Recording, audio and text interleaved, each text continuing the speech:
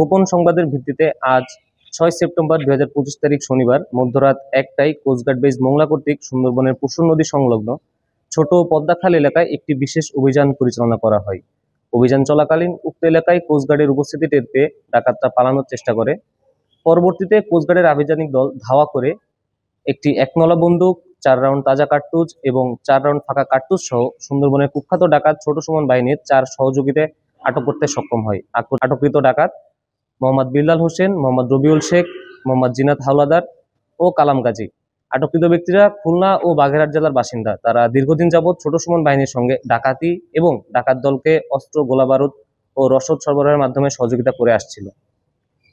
অপরদিকে রাত 2টায় coast guard station Koikhali কর্তৃক শ্যামনগর থানাধীন সরকারি মহসিন কলেজ সংলগ্ন এলাকায় একটি অভিযান পরিচালনা করে প্রায় 25,000 টাকা মূল্যের 50 পিস ইয়াবা ও নগদ 17,580 টাকা সহ একজন মাদক কারবারিকে আটক করতে সক্ষম হয়।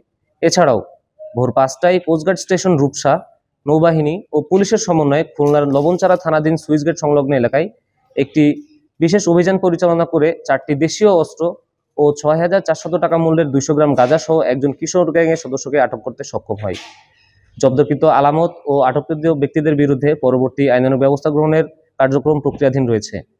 দেশের উপকূলীয় এলাকা এবং সুন্দরবনকে মাদক ও দস্যুমুক্ত রাখতে বাংলাদেশ কোস্টগার্ড এ ধরনের অভিযান ভবিষ্যতে অব্যাহত রাখবে।